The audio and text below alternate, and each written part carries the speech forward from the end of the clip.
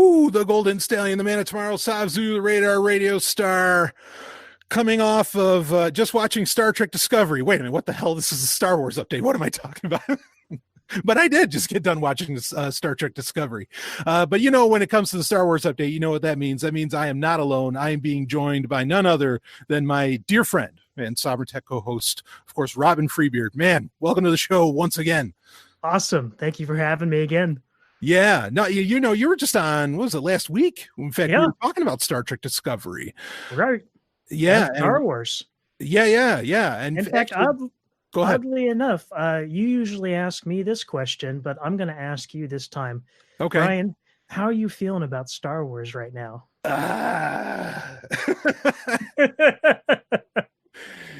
You know, I'm going to tell you right now, especially in comparison with what's going on with Star Trek, and we're gonna touch on that more later, like what's going on between Star Trek and Star Wars, because there's an interesting story from Forbes of all things about that. We'll be getting into that, but I'm feeling a little, you know. I know there's exciting shit coming up, but like right now, I'm not feeling very Star Warsy. How about that? What about you?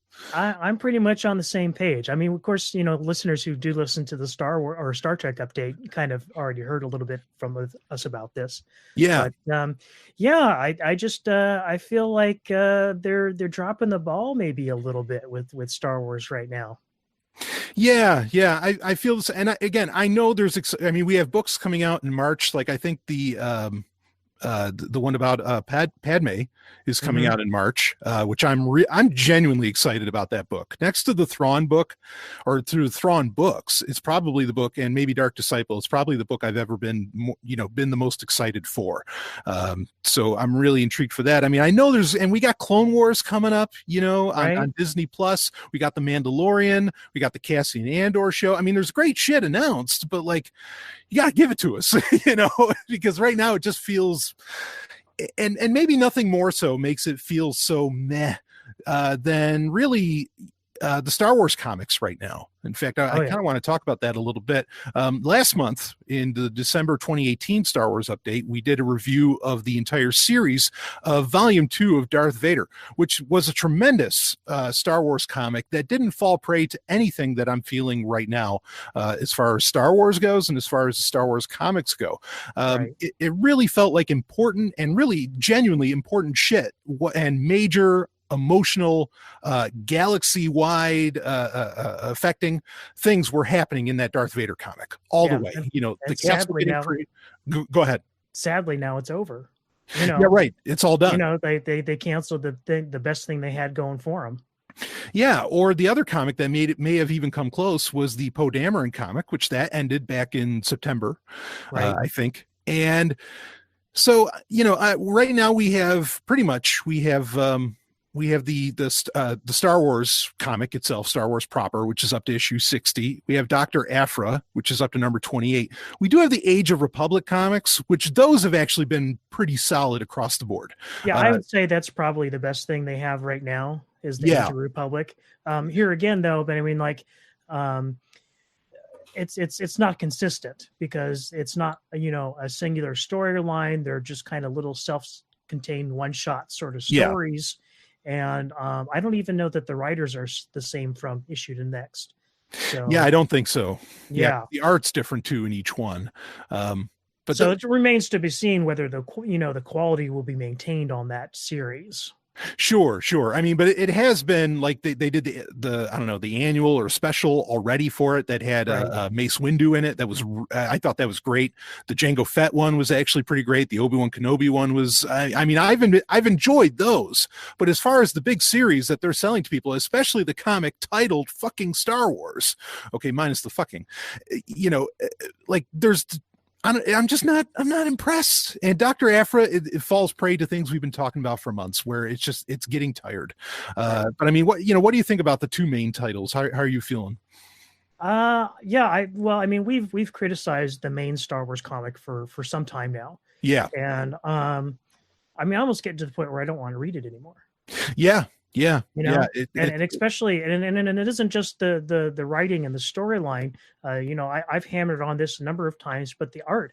I'm getting so tired of seeing, recognizable movie still facial expressions. I mean, Right. like movie stills that we've seen over and over throughout our childhood and different books and just from the movies themselves. You're like, like I know that's Luke yelling when Obi-Wan Kenobi dies.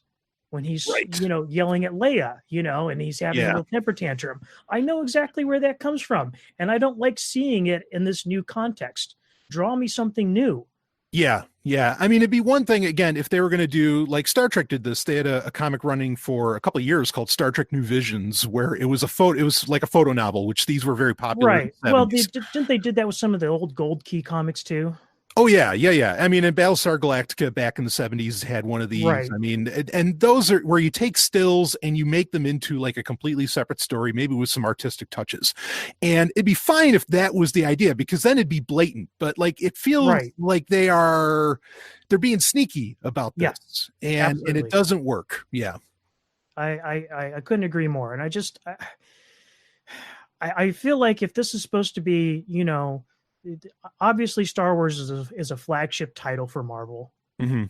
And if your main comic line, you're pulling these kind of shenanigans, it doesn't speak well of, how invested you are in the franchise itself. Right.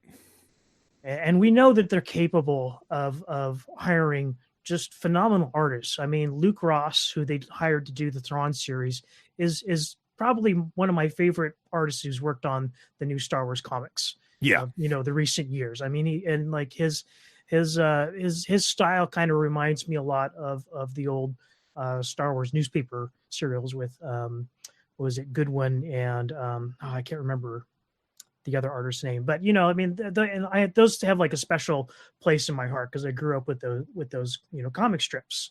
Yeah. And if you want to check them out, I believe both Marvel and Dark Horse re-released them as complete volumes. Right. Yeah. Yeah. The art is pissing me off. Didn't they say they're going to be switching artist teams? I don't know. I honestly, I've been so not invested in the comic that I just have not been paying attention to the news as if I really was invested into it. Yeah, I feel like, the comic that bears the franchise name, this is your flagship comic, should be giving us so much more. I mean, like finding out how General Dodonna, spoiler alert, folks, finding out how General Dodonna dies and things off screen. like this. Yeah, right. I mean, first off, I think it deserved a little more than that, but at the same time, I mean, at least that had some kind of weight to it. Weight is in WEIGHT. But I don't like the what they're running with. What is it? The Morcana or whatever, this tribe that they're dealing with on this planet. Right. There's just, you got to give me something more. Like I'm really hoping that when this concludes, we still have one more issue for this, and that's ridiculous when it's such a boring story that we're going 6 issues with it. That means 6 months. Like that's a lot of time to be bullshitting around with a pissant story. I mean, it's not terrible, but it's not like great either. No. I mean, it was good when they were doing kind of like the Ashes of Jeddah. That was kind of interesting. Yeah, I did enjoy that storyline. Right. But they got to keep doing that sort of thing. So I don't know. My big hope is they need to, no pun intended on the hope, but they really need to get to where, like, let's just get to where we're going to Hoth, and show us how Echo Base is getting founded and all that. I think that would be a smart move, in my opinion. But I don't know. Like other than that, I feel like they're not giving this title the respect it deserves because of the art, like you said, and so on. And there's just not enough going on. And the Afra comic at one time was the best, and now it's just getting tired. That really is like even a bigger disappointment in a way because Afra was such a huge breakout hit of a character. Right. Probably one of the most original characters they've come up with since like Ahsoka Tano. Yeah, I agree. And what they've done with her since then it's disappointing. I mean, they like I said, I mentioned this before, I think in a previous Star Wars update, but they changed the main writer on the comic. And really feel and I think it was Gilling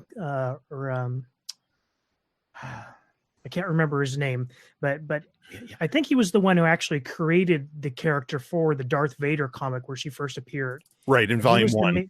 Yeah, and he was the main writer on that comic, for the first, I don't know, 15, 20 issues.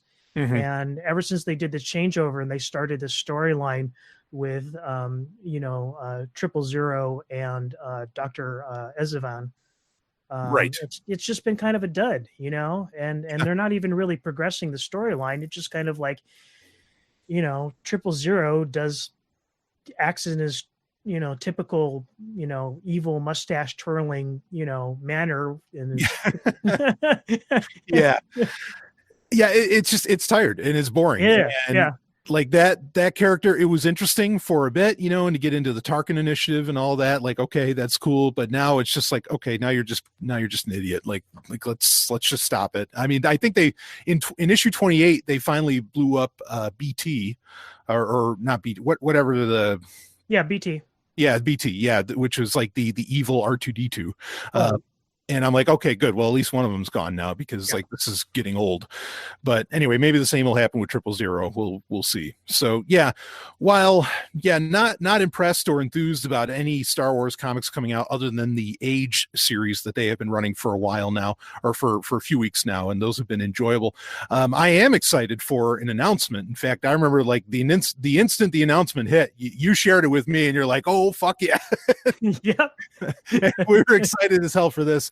And that is, we are going to get a TIE Fighter, at least a mini series. I don't know if it's going to be a full-on series, but I think that's coming out in April, so that's coming in hot.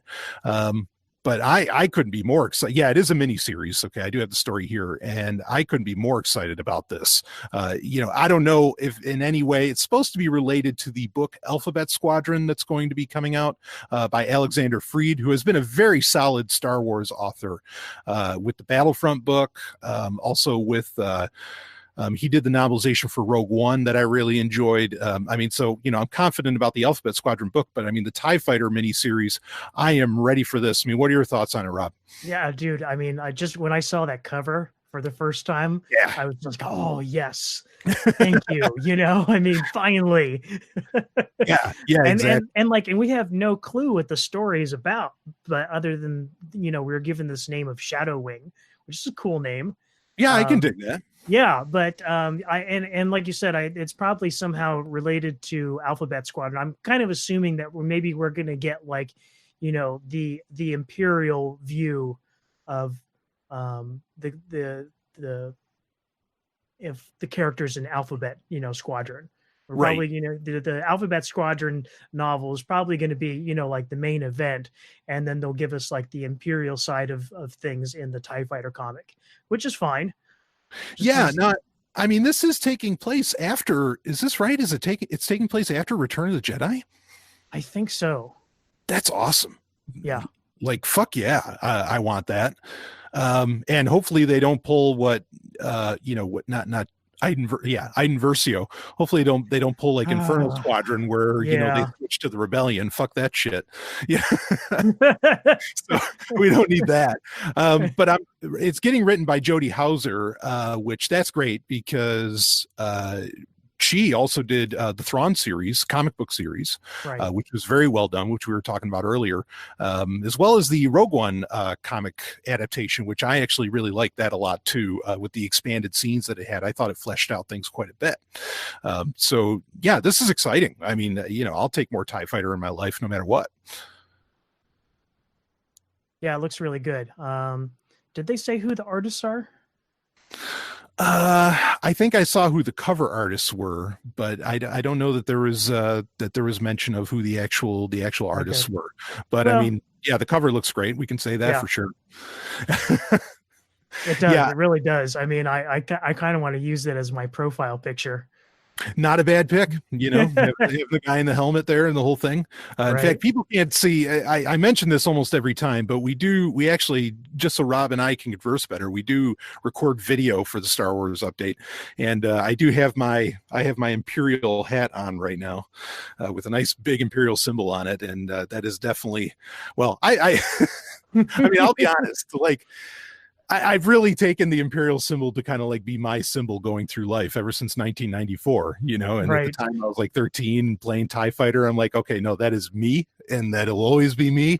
And so it's just my thing. But anyway, um, yeah. So anyway, any other comments on the TIE Fighter comic? I mean, I think just, that's exciting. Yeah, just I mean, like I said, we very little news on it, but I mean, the fact that they're willing to do this is cool. Yeah, we I'm need looking more forward to it. Imperial content. We've talked about that many times. Yeah, in fact, like you mentioned the stuff with Iden Versio, and I think we'll talk about that a little bit more in another story. Mhm. But yeah, I think into a certain degree that the Imperials have gotten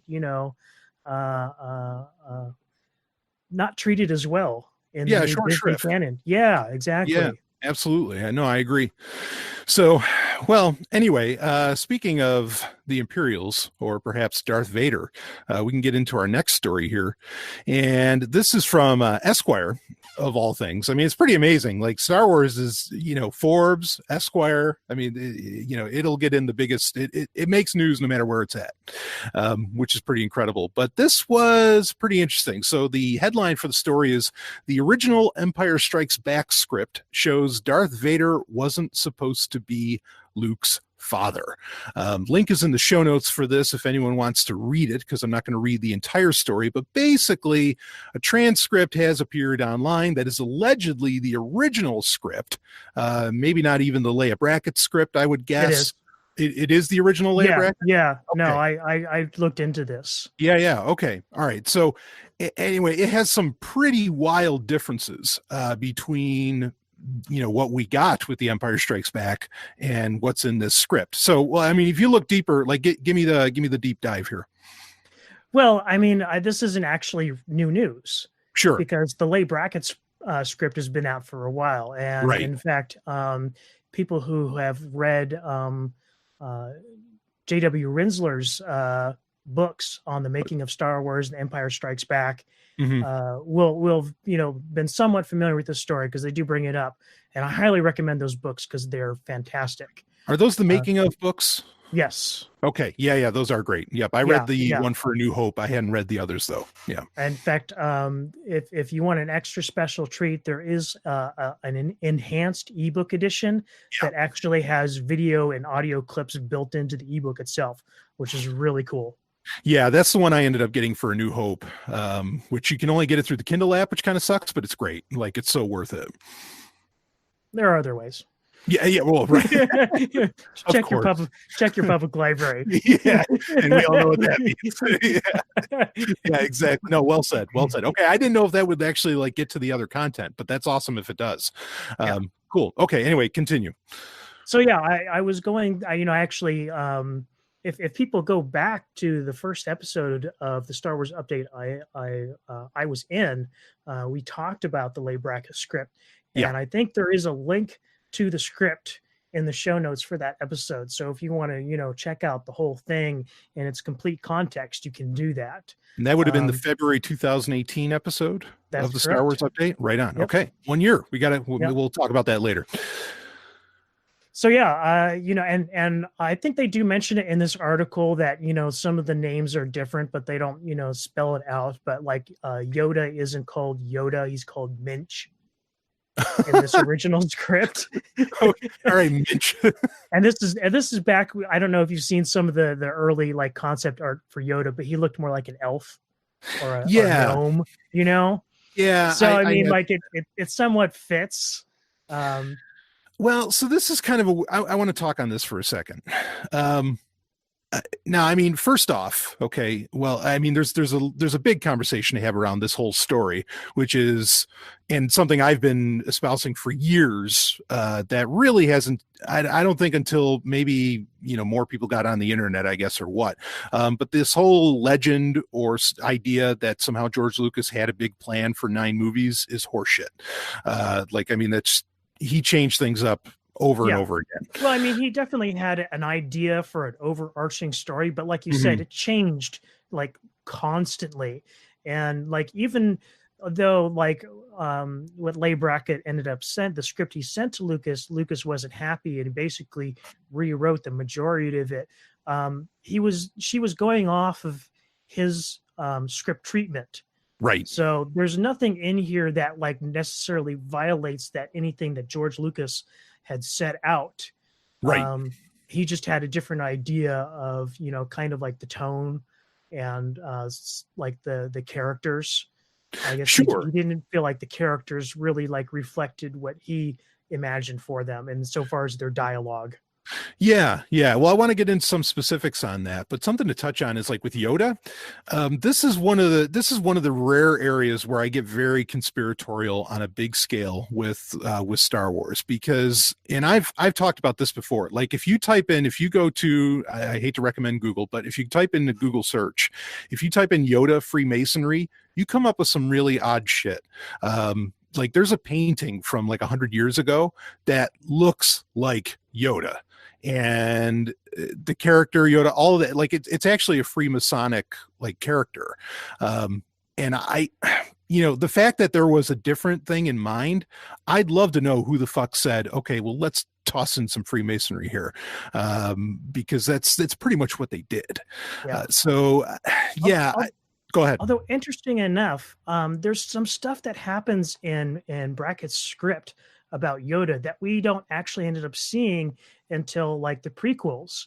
And so there's in her original script a scene where Obi-Wan as a Force ghost and Yoda are basically training Luke in lightsaber combat, and Obi-Wan and Yoda have a duel. And it says explicitly right there that, basically Yoda wipes the floor with Obi-Wan. Interesting. Yeah. So, well, I mean, so there's other big changes here too, right? Like, I mean, and that's the big headline, of course, is that like originally Luke was going to talk to his dad as a Force ghost, Anakin Skywalker, and it was a different person other than Vader, even though some people say, well, they could have changed it up to where it was still Vader in the end somehow. I don't know how they Yeah, well, there's a lot of history between the character changes here too, because originally not only was Anakin Skywalker originally not Darth Vader, originally he wasn't even Luke's father, because the original character in the first draft of Star Wars Episode 4, Anakin Skywalker was kind of more the Obi-Wan Kenobi sort of character. Right. And then Luke was Luke's Star Killer, not Skywalker. Right. Yeah. Yeah. I mean, and you can see where there's like pretty major, like in A New Hope, when Obi-Wan and Vader are that final lightsaber battle, he says, like, you're only a master of evil, Darth. Like, Darth is his first name. It's not even like a title at that point. Right. I don't think, or at least I don't think that was the original idea. That would be an idea that would come in later. So like these name changes and all that stuff, like I said, again, really, I think Darth was originally, I mean, and even in A New Hope, when you hear Obi-Wan talking about what happened between Darth Vader and Anakin Skywalker, this original script and kind of the lines that we get, and it's pretty amazing, because you're getting a very alternative Star Wars where you get to read what Anakin as a Force ghost would have been saying to Luke, to his son, in that movie. But like the way that Obi-Wan talked about it in A New Hope does not fit in at all with the idea. I mean, that's why they had to come up with the whole certain point of view nonsense. Right. This script fits way better with A New Hope than Empire Strikes Back really does. The Empire Strikes Back that we actually got, it's really interesting, certainly to read. The other thing was also Luke has a sister, but it's not Leia. Her name was Nelith, I think. Yes. Yeah. Yeah.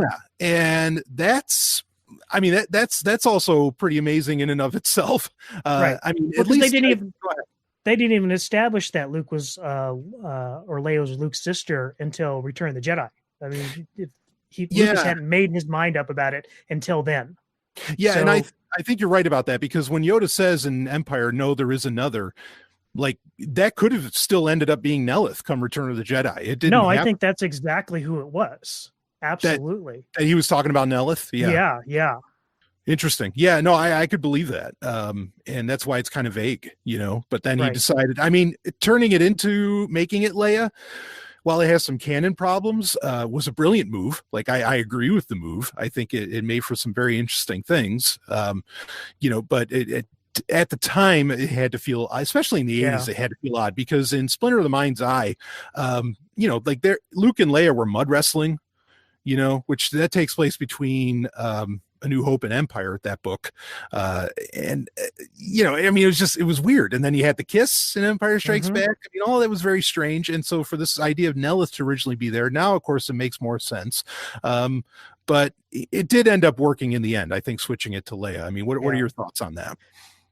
I was thinking this earlier too, and I'm wondering, and it isn't really kind of talked at all about in Rinsler's book, but I'm wondering how much of an influence we're seeing here from Marsha Lucas, like we did with the episode 4 changes. Oh. And I really keep hoping that someday she writes a book before she, passes on and really kind of tells what actually happened.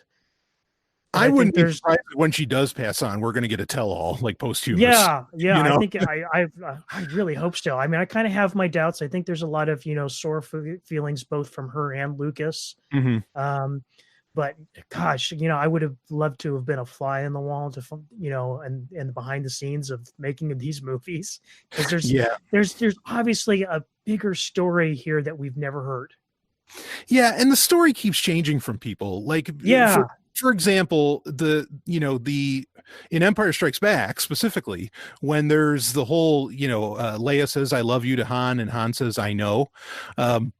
I've heard like 4 different stories as to whose decision that was, how that worked. Lucas originally didn't like it. Originally, supposedly Carrie Fisher was pissed off that that's how it was working, and they were going to change it. But then it went so well with test audiences that they kept it. But then there's the claim though that actually it was just Harrison's idea. He did it out of nowhere. I mean, there's a ton of different stories just around that scene alone. Who's telling the truth? Yeah, there's interesting you bring that up, because in the Rinsler book for Making of The Empire Strikes Back, they actually have a part where it's a dialogue between Ivan Kershner and Carrie Fisher, where they're talking specifically about that scene. And there were problems that she had with it, but it was more along the lines that she was being, more sort of submissive and polite during that scene. There was actually, she even suggested she wanted to slap Lando Calrissian during the scene. Right. Yeah, that would have been great. That's so Carrie Fisher too. I fucking love it. Yeah. I mean, what I'm trying to think, what other major changes were in this script? Is there anything else that sticks out particularly? I mean, Luke's sister is huge. Certainly Anakin Skywalker being a separate character from Darth Vader and actually being in the movie would have been massive. I can't even imagine who they would have gotten to play, what actor would have stepped in for that. But yeah, there was, I mean, I don't know if that they're necessarily called them huge changes, but there were a lot of sort of, logistical changes for like the scenes on Hoth to make it, actually filmable with the technology they had at that time. So, like the feeling from both Lucas and Kershner at the time was that there was just stuff in there that would have been too expensive to pull off. Yeah. Oh, and there was also like Luke doesn't get his hand cut off. Right. Yeah. I feel like that's Sonic. And I do have to say that the ending that we got in Empire Strikes Back is a lot stronger than the one that was in Brackett's script, because what originally happened. Well, it basically, I mean, it was the same thing, but you didn't have the "I am your father" scene, and it was, although there's some interesting dialogue in that scene from Vader where he's really trying to tempt Luke to the dark side of the Force. And I think that kind of stuff that could have been left in, it could have worked, but what we got in the end was definitely a lot stronger. And it was sort of just like, it felt like, Luke, like you said, Luke didn't get his hand cut off, but he did jump down that air shaft to basically escape Vader.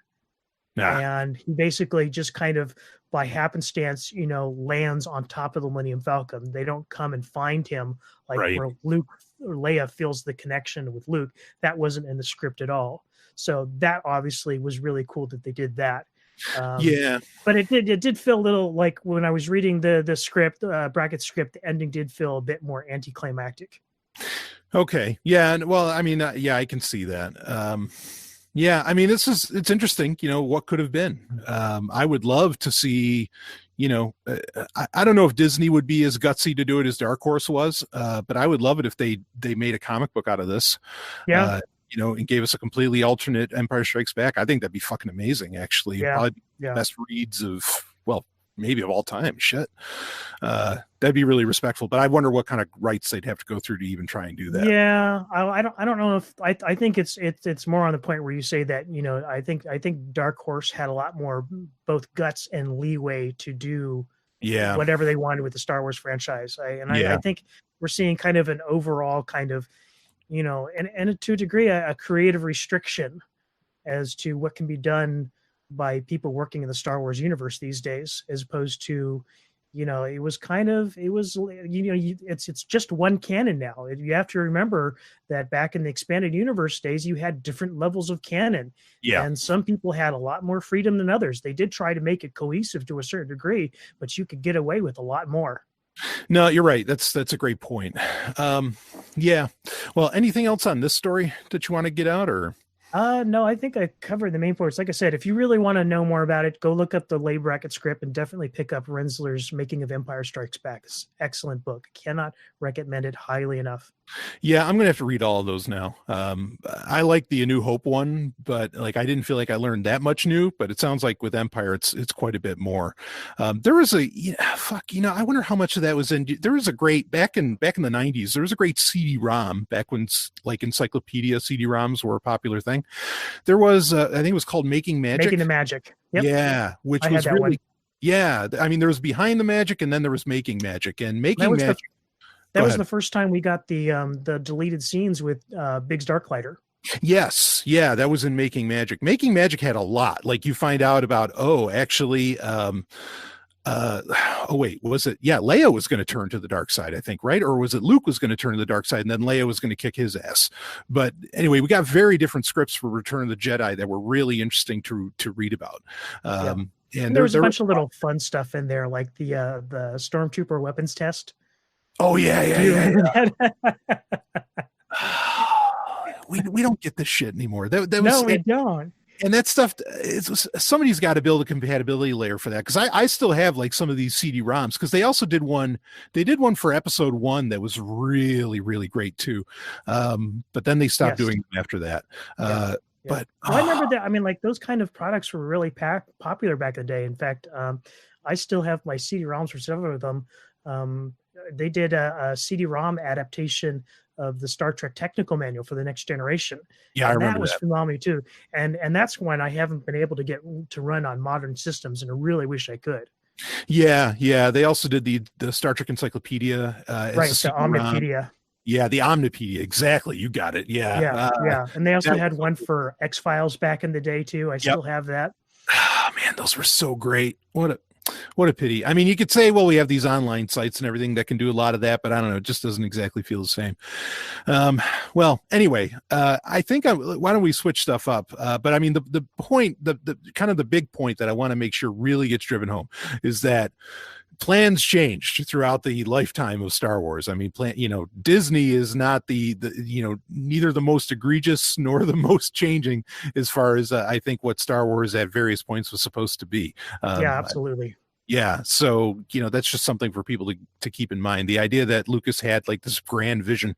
I mean, maybe he had some kind of an idea of what he wanted things to do, but I really think that he changed things up quite a bit from time to time. In fact, go ahead. I really think this is why I really kind of pushed the books by Rensler and also the Secret History of Star Wars, because I think if people had this context, they might not be as upset as they are at Lucas. Sure. The changes that he made and Disney as well. Yeah. So it's just you really like you have to kind of. I mean, it is kind of work to dig into this stuff, but I think it's rewarding in terms of what you get out of the Star Wars universe and how you understand it going forward. Yeah. I forget where exactly Ewan McGregor was getting interviewed recently. It's very recent, but he had a great quote where he was saying that.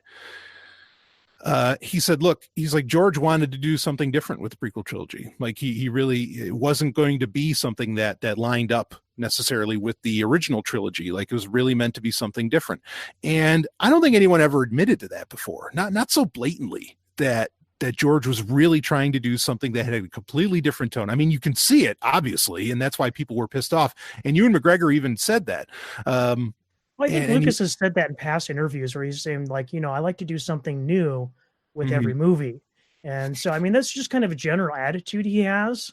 So if you understand that about them, and it's really not that much of a surprise. And that was his main criticism of The Force Awakens is that it was just a rehash of what he'd done previously. Yeah. And that what he had in mind had been something completely different from both the prequels and the original trilogy. Yeah. Well, and that's a great point to bring up too, because he did say that. Ewan McGregor would go on to say, like, now he talks to kids that have grown up, that people that were kids in the 90s who grew up with those movies, and they love them. Like, I mean, they absolutely love them. And he's so happy that work means something. He said for a long time, he even had kind of a negative view on the films, and it was even painful to think about. But now, he knows that there's people out there that got what Lucas was putting down, and or that picked up what Lucas was putting down. And I'm glad that's happened. It is really unfortunate a way a lot of the actors and just people who worked on the prequels got treated. I mean, I know Natalie Portman kind of had the same sort of feeling about Star Wars for a long time. Maybe she still does. It's really kind of sad. Yeah. And of course, you think about what happened to the poor kid who played Anakin in Episode 1. Oh yeah, Jake Lloyd. Jake Lloyd has not had an easy life since that movie. No, he's worse off than Macaulay Culkin. I mean, he's in really bad shape. Well, oddly enough, seems like he's making a comeback. Which is cool. He's been on AVGN. He's been, Angry Video Game Nerd and everything, and he's kind of doing his shit. And he became a real nerd. Like, I mean, he knows his shit. Which is pretty amazing. So anyway, well, yeah, there we go. Lucas changes it up as he wanted, and I agree with you though. Overall, a great point to bring up is that if people understood just how much Star Wars didn't have this cohesive whole in canon running throughout its creation when Lucas was in charge, maybe they'd appreciate more of what Disney has going on, or would be, they'd realize actually Disney might even be trying harder, to have a cohesive vision than maybe Lucas ever did. So that's a great takeaway. Yeah, but and understand that both Brian and I have our criticisms of what Disney has done too. So it's not like we're saying this completely absolves them of any wrongdoing, but at the same time, having the context that we do, it's a little easier to swallow. Yeah, exactly. But I'll tell you, in fact, we have our stories in a certain order, but I'm going to switch up the order here because I want to talk about a company that I have no sympathy for whatsoever, and that they have completely fucked up Star Wars, in a very real way. I mean, and especially since we can say without a doubt that there was a time in the video game world when Star Wars was not only great, I dare say it was fucking king. Like, I mean, when a Star Wars game was coming out, you got ready. And even when everybody was hating Episode 1, like we were just talking about, when Star Wars Racer came out, you better believe everybody's ready to go for that. That probably pushed and sold so many N64s, and rightfully so, because it's a great fucking game.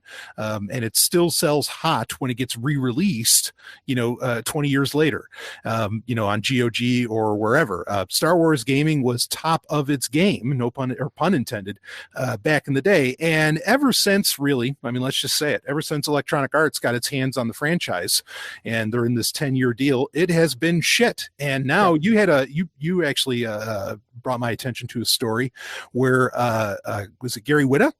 Gary Whitta is the guy, writer of Rogue One, and I mean, just done so many great things in Star Wars. Yeah, he's written really good episodes of Rebels too. Back in the day. Yep. Yeah, no, fantastic. Gary Wood is, brilliant when it comes to Star Wars, knows his shit. And he's come right out and said, well, I mean, this is a story from Forbes of all things, but I'll read the headline. Rogue One writer says EA has catastrophically mismanaged, that's a direct quote, catastrophically mismanaged Star Wars games. And this is Gary Wood is pretty scathing with this. And of course he's dead on, but I mean, give me your thoughts on it, Robin. Yeah, I mean, there's actually also a popular sort of image that's going around on social media and whatnot, comparing the Star Wars games over a period of 6 years, between 2013 and now, when EA got the license, compared to like 2002 to 2008 when it was being done by Lucasfilm. And you have so many great games. I mean, dozens of games, just to name a few: Star Wars Racer, Jedi Starfighter, both of the Knights of the Old Republic games, Empire at War, the original Battlefront games, Jedi Knight and Jedi Academy, Force Unleashed, and the Jango Fett, the Bounty Hunter game. All of these just, and Republic Commando. How could I forget Republic Commando? Yep. All just in their own right, fantastic games. Yeah, I mean, produced in a 6-year period. Right. And let's just bring this up. I mean, talk about mismanagement. They've been making Battlefront games now. Look, there was a good solid year where Battlefront 2, the original Battlefront 2 that was done years ago, between that and SOCOM, those for like a good year, that was what everybody and their mother was playing on their PlayStation 2. Like that's the only games people were talking about at the time. I mean, it was that white hot, and that's not that long ago in comparison. And in a 6-year time frame, that's crazy that many great, and those are all great games. Even the Jango Fett game was good. They had good single player storylines. Yep. Campaigns within those Battlefront games. Yep. Yeah, absolutely. Yeah, I mean, that's another reason why people kept playing. And of course, we got a single player, and I hesitate to call it campaign in the new Battlefront 2. But and Brian and I were both really initially very excited for this game, just for the single player content. But they basically pulled a bait and switch. They said that we were going to get a single player game focused on things from the Imperial point of view. And of course, Brian and I, being the big TIE Fighter fans we are, saying, yes, this is what we've been waiting for. Yeah. And we get the game, and they switch over to the Rebellion within the first couple of missions. Yeah. I mean, if you want to do that at the end of the game, make that be the big emotional hook for like a boss battle of some kind. Right. Great. Like many games have done that, and it's worked very well. But to do it so early on, ugh. And not only that, the fact that they led into it with just what I thought was like a really good tie-in novel for the game. Yeah. Inferno Squadron. Yep. Yeah. And it didn't even seem consistent with the character, because Versio was a true believer. The Empire, and the fact that the switch was so quick and so, kind of casual. Yeah. It just didn't sit well with me at all. No, it was too quick. And she became like so hardcore rebellion so fast. It just didn't make any sense. Like it absolutely made no sense. And to make matters worse, like, they keep coming out with DLC for this thing. We only one of those DLC packages ever came with more single player content.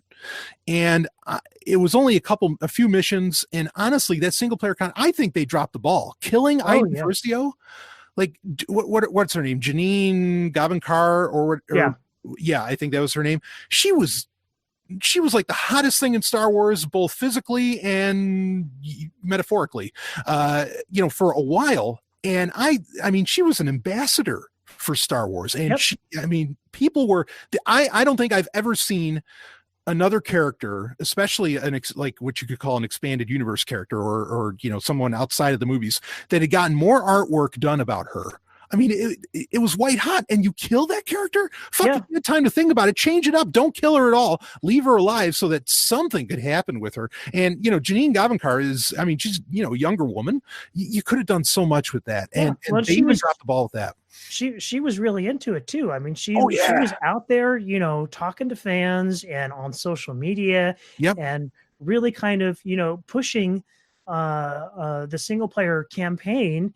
And, just like you said, being an ambassador, not just for the game, but for the Star Wars brand in general. Because she was, she was a Star Wars fan. She still is. Yeah. But, they're just kind of, here again, it's like Gary would have said, this whole thing has been catastrophically mismanaged. and it's just a lot of wasted opportunities Yeah. left I and mean, and right. it's scandal after scandal with EA. Like Yeah. it's so fucking bad. What they're I can't believe. I mean, honestly, and you and I have talked about this many times. We've talked about it on like on the live hangouts, the Q&A hangouts that we've done. We've talked about in the Star Wars update in the past. I think what's going on, like, I don't think EA can function. EA can't make a single player game. Like, if they just made a raw dog single player game, or where single player was like a primary focus of any kind, I don't think their budgets, like, they would tank as a company. They can't do a prestige game, meaning like Right. where it's a game that you make and you're not going to make any money off of it, but it's just like a goodwill thing to fans or critics. They can't afford to do that, and this is a problem with the gaming industry overall. I think right now, you and I have talked about this many times. You've brought it up yourself, but I think like these companies have to make games with microtransactions. They have to make because the budgets for these games are in the millions of dollars. Yeah. I don't know that I necessarily agree with it that they can't do it. Because the thing is that the Star Wars mobile games are making money hand over fist, and Right. they're able to get away with all the microtransaction bullshit that they want on those mobile games, and they do, and they make a ton of money. Um, and in fact, they've come out. It's interesting because both EA and Disney Interactive are making Star Wars mobile games, and to a certain degree, they're almost kind of stepping on each other's toes. Yeah. Because EA only has exclusivity in terms of PC and console games. Yeah, I mean, some of the Star Wars games, like, they've been canceled, the mobile ones. Like, so I mean, I don't think it's all sunshine and rainbows with the mobile games, but your point, I get what you're saying. Well, I think I had like their main was like the Galaxy Heroes or something like that. Yeah, I don't remember if that's the one, but like apparently that one's doing really well. Sure. I mean, well, this is kind of the point I want to get to, is that, like, people will buy into a Star Wars game that doesn't have lifelike graphics. Like, that's okay. You can make a Star Wars game with simpler graphics. Hell, fucking do it retro, make it 8-bit, whatever. I mean, and that's been done on mobile before as well. Like that tiny Death Star or whatever, those are very simple graphics. And I'm not saying remake Yoda stories or anything like that. That's not what I'm espousing here. But I think you could make a simpler game that doesn't need an $80 million budget, and right. But as long as you have a great story, it's going to do great. Here again, it comes down to, EA and the shareholders. And the shareholders are looking at these other games and like, okay, well, you need to apply the same model to your mainline games, and because we want to make as much money. Right. And like I think it's not so much that they can't make a prestige game. This is that either EA is too afraid to stand up and say to their shareholders that no, we need to make a prestige game that improves the reputation of our company and the brand. And the shareholders are basically just have very short-term thinking, or like, no, we want our money now, and EA is just kind of bending over and doing whatever they want. Yeah, I mean, well, Gary Whitta, one of the, when he was quoted talking about how it's catastrophically mismanaged, I mean, he came right out and said, if I was an EA shareholder, I'd be fucking furious. That's exactly what, I mean, he said fucking. That's exactly what Gary Whitta said. But I don't know that they are, because they're partly responsible for the situation. Sure. Yeah, I think that's fair. I think Gary Whitta is a far more reasonable person than shareholder of EA. Yeah, I kind of wish Gary Whitta was a major shareholder in EA, but I don't know if a writer that he makes that kind of money. So right. Yeah, I mean, it's so simple. In fact, you know what? We're in.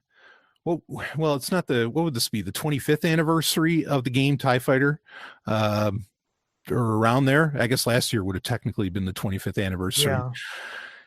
Yeah. They could do so much money if they just re-release this shit. I don't like. I mean, or like do an HD update, and all that stuff. I mean, even that would go over huge. I don't understand. Yeah, there's a lot of complications with that. I think in terms of just the engine space simulator genre. There was a lot of excitement for that genre when Star Citizen was announced, Oh yeah. but it's failed to deliver anything, and so it's kind of the excitement for reviving that genre has pretty much evaporated. And I think Yeah. that's the biggest problem in terms of bringing back X-wing and TIE fighter games.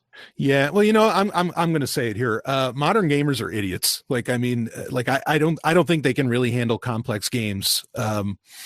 And even the critics are bad, because like, for example, like I'll play like the latest Civilization game.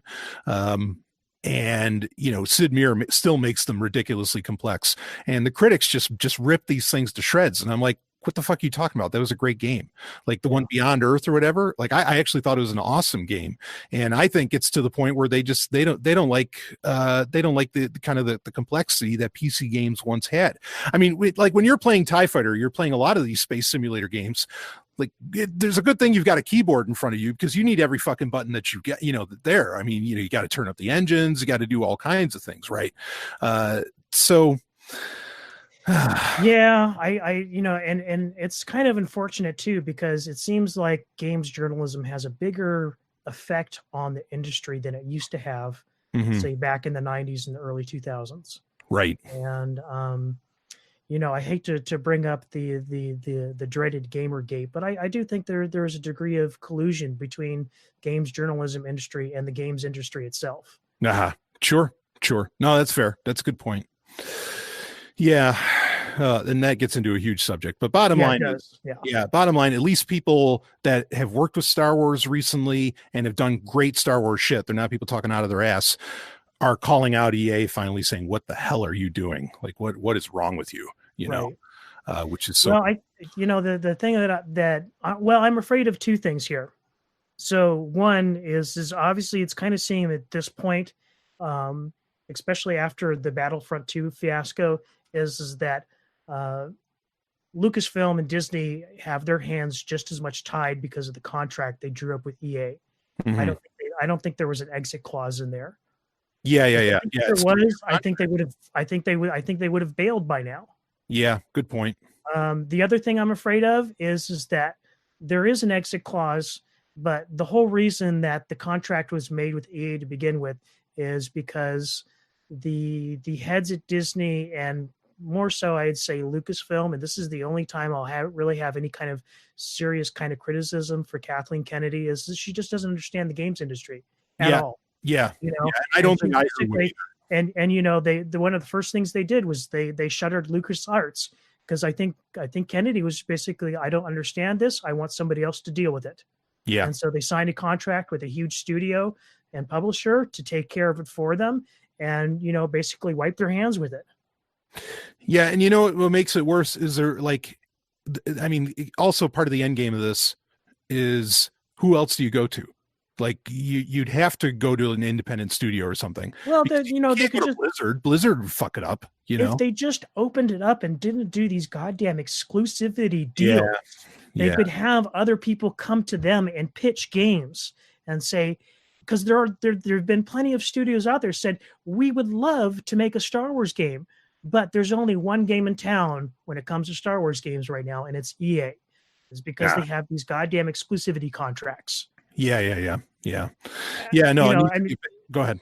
And one of the other things I've seen people, sort of and I think there was an article from another games journalism site where they were doing apologetics for EA, and that it's so difficult to make these Star Wars games and the profit margins are so thin because Disney and Lucasfilm get their cut.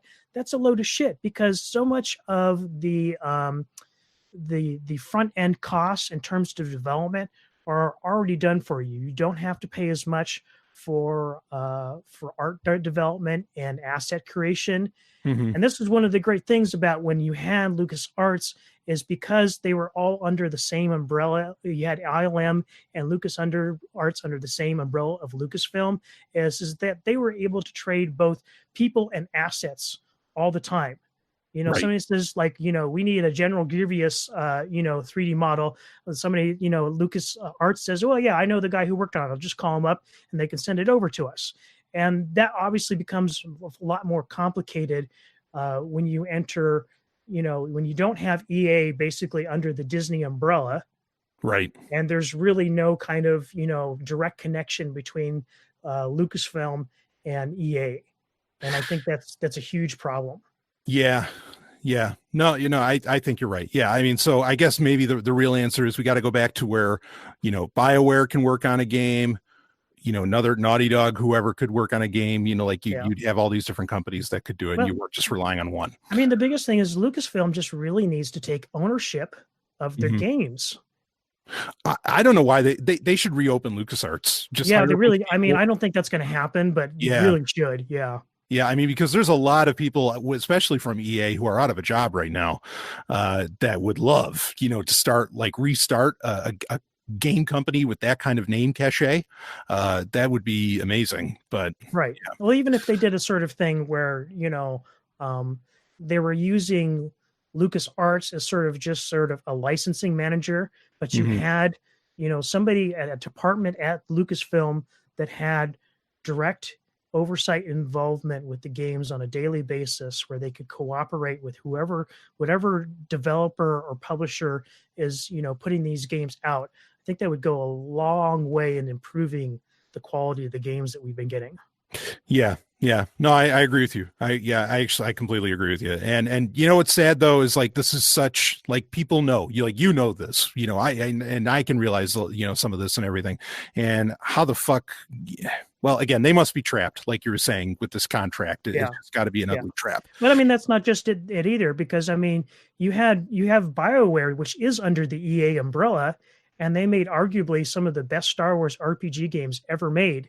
True. And all they're doing is just keep on updating the tired old Republic MMO that isn't even really. I don't think that's making them much money. I think they probably would make a lot more money if they made a Knights of the Old Republic 3, or even just a brand new Star Wars role-playing game. Yeah. But here again, EA has totally squandered the license. Yeah. And that's going to bite them at some point. At some point, this has to really hurt Star Wars' bottom line. It already is, I think. But I think it already is. And really hurt. Yeah. And if here again, if they're locked into this contract till 2023, fine. But if they renew and they come up with if they either renew it with EA or create a new exclusivity deal with another publisher, I mean, I'm sorry, but it's over. I mean, yeah, you know what? Actually, something just struck me. So what is it? The game that's coming out for the Oculus Quest in April, the Vader game. Oh, right. Yeah, that's actually from ILM X Lab. So that has nothing to do with EA. Here again, like I said, you have an ILM. This is a subsidiary of ILM proper, and they're just working on VR stuff. Yeah, so they're already doing in-house game development. Yeah, so this is the thing. I think modern gaming is, and this is part of why I was saying that I think it's going to bite them in the ass, because modern gaming is already getting to where there's this crazy amount of interactivity, far beyond what you do with a controller, right? With so many buttons on it. Right. So if you're stuck with EA, you're screwed, because EA just they can't handle button mashing. They're sure as fuck not going to be able to handle the more interactive future of modern gaming. That doesn't mean there isn't going to be a separate gaming industry like we talked about that is more retro gaming. But anyway, that said, okay, now Oculus Quest is set up to be, according to John Carmack, the head of Oculus, he's saying, look, we are competing with the Nintendo Switch. We are a console. That's what the Oculus Quest is going to be. It's going to be a game console. That's really the way he's pitching this. So if there is a department that can make a great fucking game for what is trying to be the new hot console, maybe there's some hope in that. Because then they don't have to, somehow those are allowed to get made without EA's interference. And if that can happen, if ILM X Labs can be their own kind of gaming company, maybe that'll solve the problem that I'm concerned about. And they've already proved themselves, as far as I'm concerned, because, we talked about this here again in one of their, exactly. Yeah. It wasn't Disneyland, but it was on the, with a downtown Disney, where they had the Secrets of the Empire. Yeah. Which was great. It was a great VR experience. It really kind of, it was both a showcase for Star Wars and the technology, and how the two could really work well together. And so, more of that, please. Yeah. Okay. So I mean, maybe ILM X Labs is going to be the, kind of the dark horse here that will end up saving things. And honestly, maybe just tell EA, you know what, you can just sit on the money, because I think the more games EA releases, I think just the worse it's going to fucking get. Yeah. So I just as well like pay them off, like when you acquire, like when some Silicon Valley tech giant acquires a little Silicon Valley company, they'll often let the CEO just sit on the roof, and just like hang out. I would do that with EA and just let ILMX Labs take over and really bank hard, honestly, on the Oculus Quest. In my personal opinion, I'll talk about this more on Sovereign Tech, I think the Oculus Quest is going to be huge.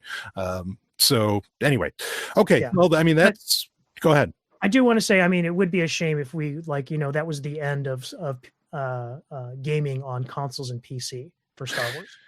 Yeah, it really would be a shame, because I mean, I think there are lots of opportunities out there, and really, like I said, if they did open it up for other developers to come in and pitch games to Lucasfilm, I think we could get some real gems from that.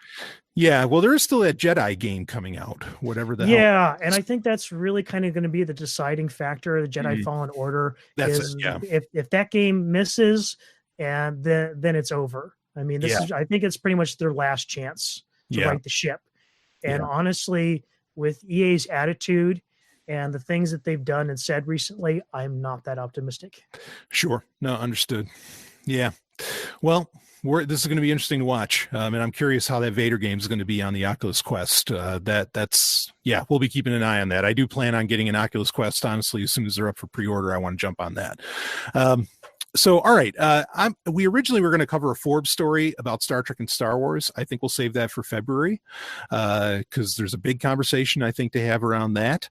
But we can jump right into, well, why don't we talk about, of course, what just started back up in January? I think, what did it take, a month off? That being Star Wars Resistance. And we're up to about 3 episodes deep from its return, which is again in mid-January.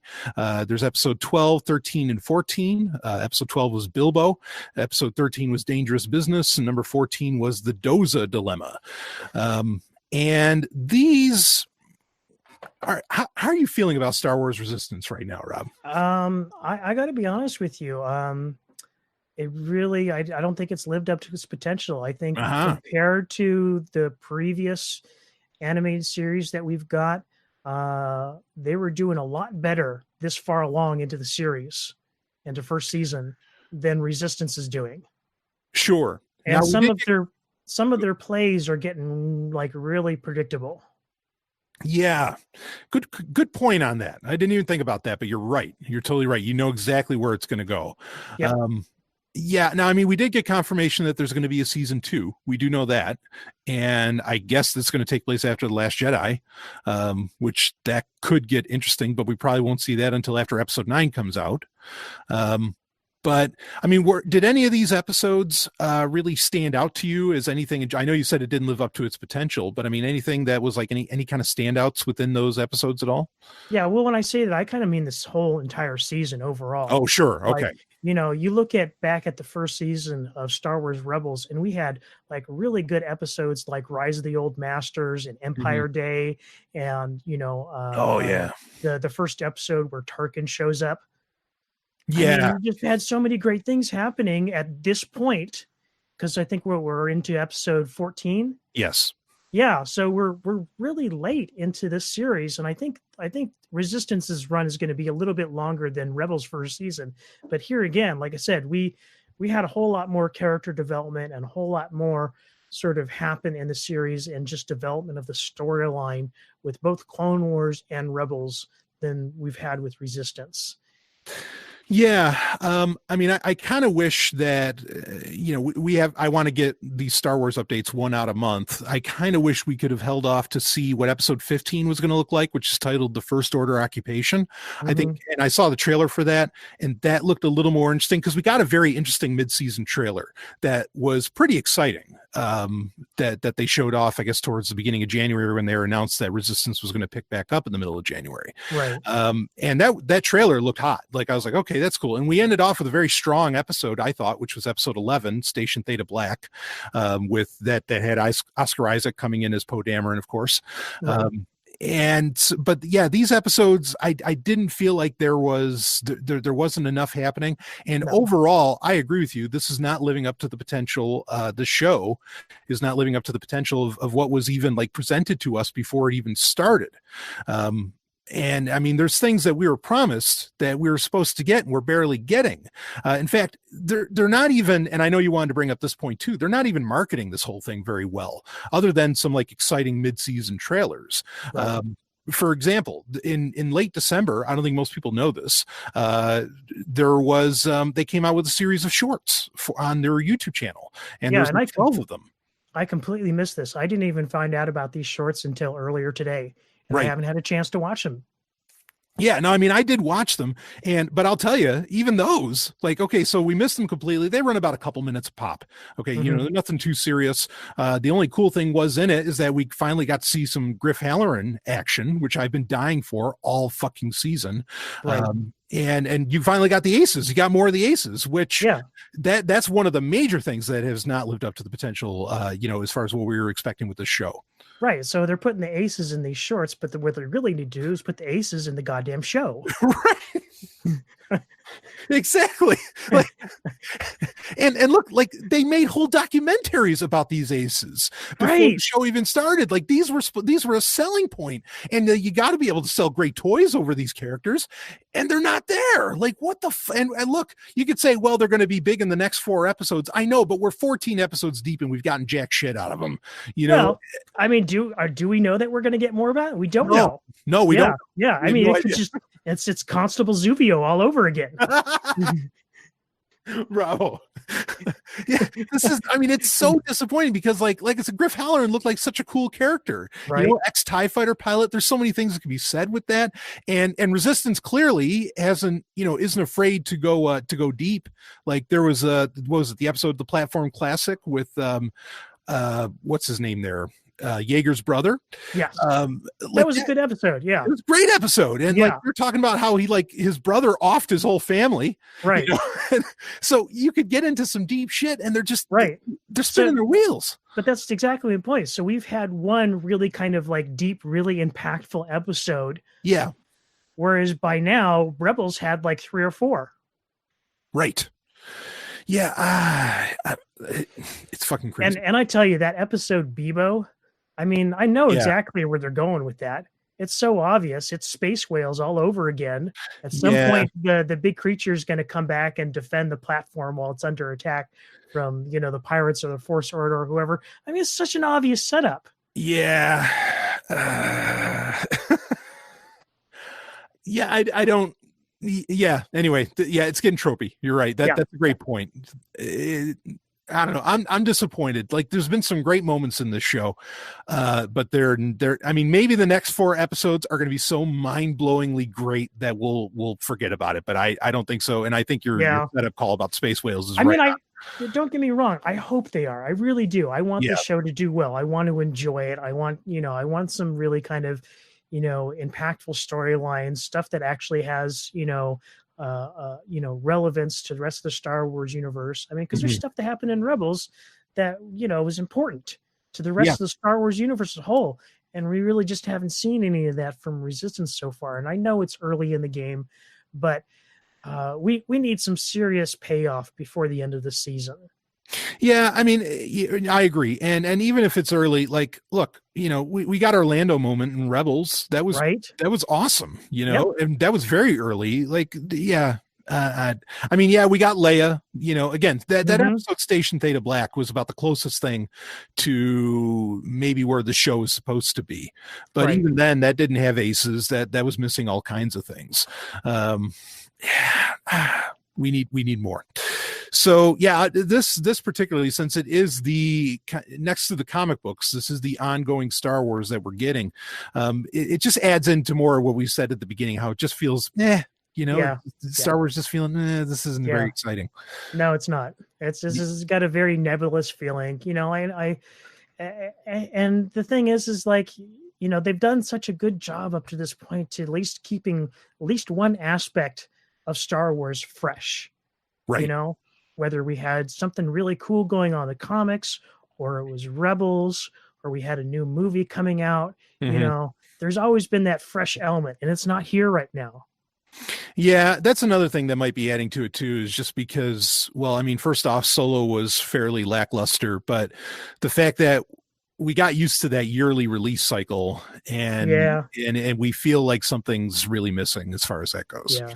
I mean, So and that's just kind of like that. And here again, that ties into what we're talking about with EA and yeah.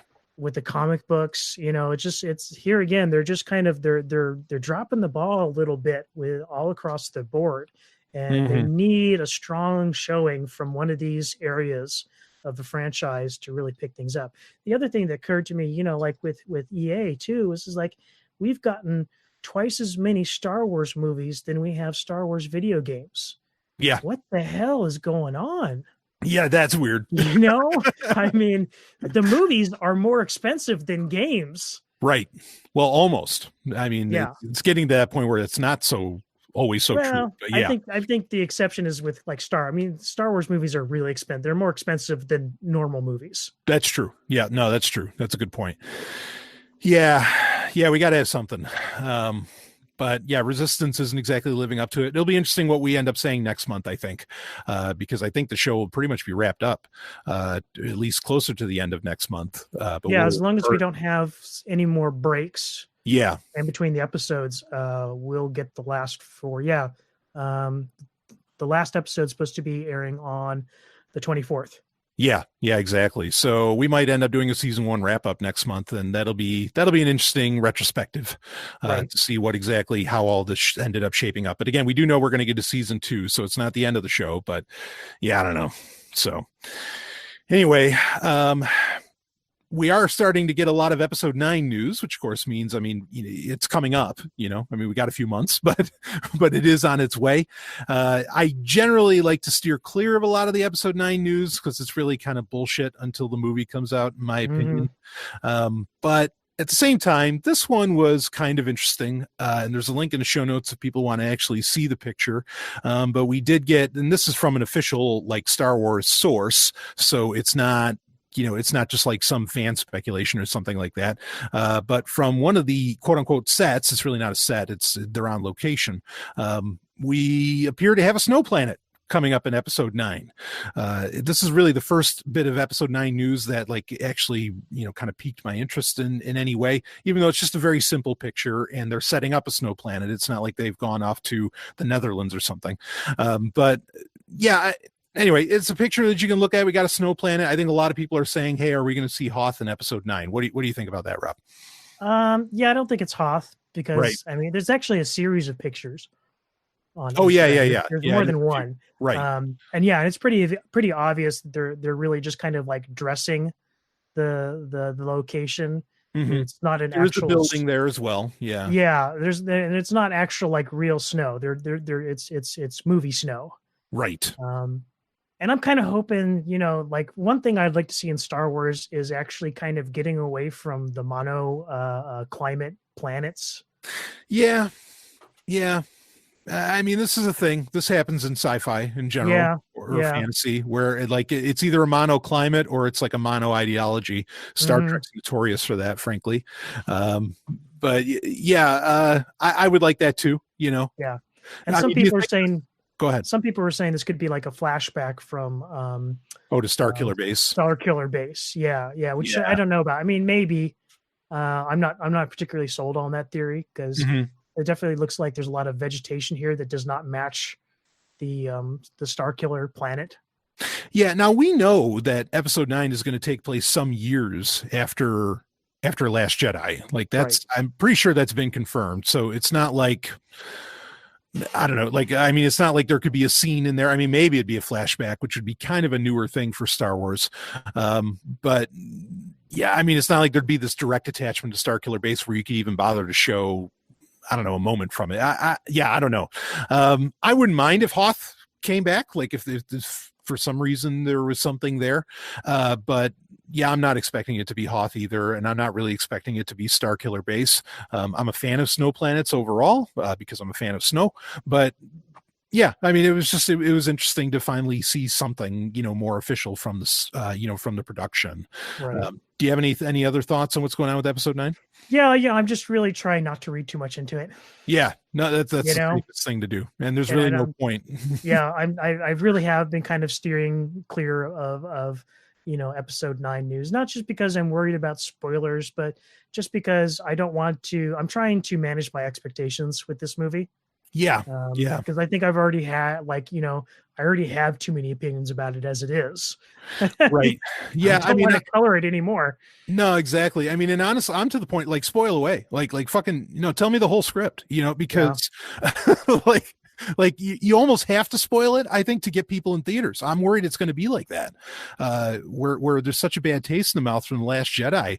I would almost like go nuts at the spoilers if I were Disney, but I mean, people are still going to go see it. It's Star Wars, of course, right. but regardless, I'd almost rather they did, get really spoiler heavy. But anyway, we'll see how that shapes up. But I agree with you in general on the Star Wars update. We're not going to cover a lot of episode 9 news. Yeah, because there's if you want that, there are plenty of other places you can go for it. Yep. Just take it with a grain of salt though, because both Brian and I used to follow a bunch of different Star Wars theory podcasts and Mhm. YouTube channels and stuff like that. And after episode 8, we just thought it was like that was a waste of time. It was a bunch of bullshit. You Yeah. know? Yeah, exactly. And as I've said many times, episode 9 is really going to color what I think of episode 8. Like that. So, yeah, there's no point in really speculating and all that, because I mean, episode 8 proved that point. Hardcore, just like you said. But speaking of Star Wars theory, how about how about we get to our fan production of the month? Which this is a hell of a thing. So this is done by a Star Wars channel, wildly popular, well over 1 million subscribers on YouTube, and the channel is called Star Wars Theory, and I think it's run by a guy, what's his name, Toos or something like that, or Toos, I don't know. Yeah. And he really he blew up this year because I remember when he started off really small, mm-hmm. and he just got super popular really quick. Yeah, I mean, or go ahead. And like I said, we was mentioning before, I'm not really kind of following these channels like I used to. Right. I was aware of his channel before, but I wasn't like subscribed to it or anything. Because here again, I think Star Wars, speculation and theory crafting is a waste of time at this point. Yeah, I agree, and that was definitely what Star Wars Theory was doing a lot. So I never really watched a whole lot of his channel, frankly, and. Yeah, it's a funny thing. But anyway, this guy ended up with his own money producing, and he originally wasn't going to monetize it or anything like that. And he knew that this was going to be somewhat of a big deal. Like this is he made a fan film. And he reached out to seemingly all the right people that he could think of anyway. And he seemed to play the game all very right, where, he did more, he hired an original musician. So he didn't even use, like official Star Wars music. He tried to steer clear of that.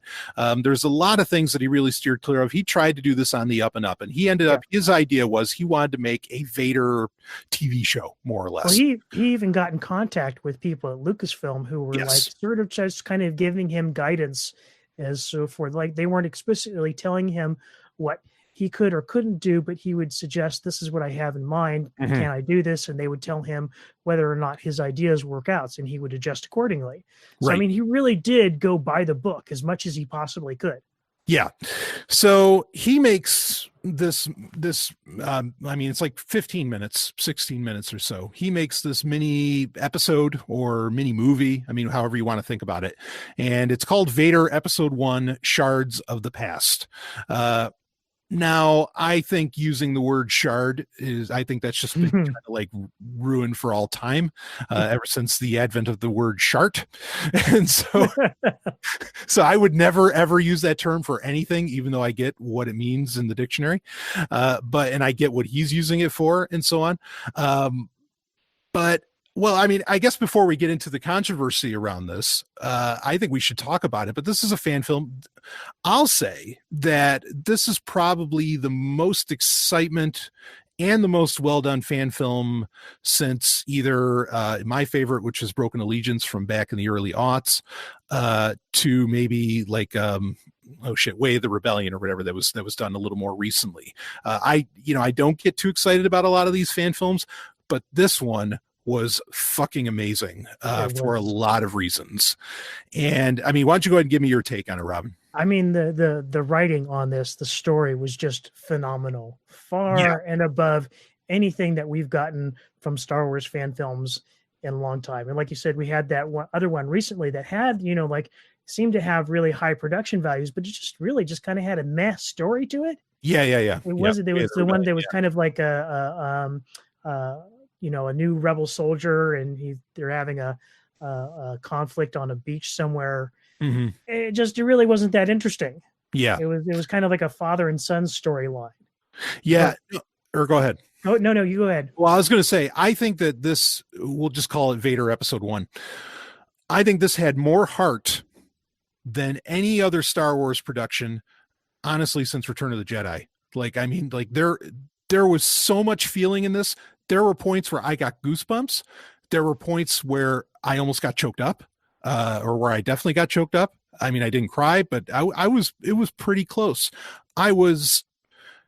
No, I mean, the effects are great, like especially like the space shots and a lot of that are absolutely pro. They look phenomenal. Some of the I guess the interior shots, where you have a kind of a dream sequence where, I mean, we'll spoil it here, the dream sequence between Vader and the Emperor. Some of what happened within that, while very well done, weren't up to movie level. Okay. Yeah, no, but I mean, most fan productions aren't. No, and this is really high for a fan. You know what? I'd say the only thing, in my opinion, fan production wise, that comes close comparing to this is probably Prelude to Axanar. Oh yeah. For Star Trek, right? Yeah. I think I would agree with that. Yeah, I mean, wow, like. So I guess I should say, I mean, how this opens up is you are getting what you don't realize it at first, but eventually you realize it, is you are getting like a dream sequence of Vader, like finding out, shit. And we know that this more, I think we kind of figured this out in the comics, right? This is like a classic moment in the recent comics, where Vader does figure out that the Emperor lied to him about what happened to Padme. Right.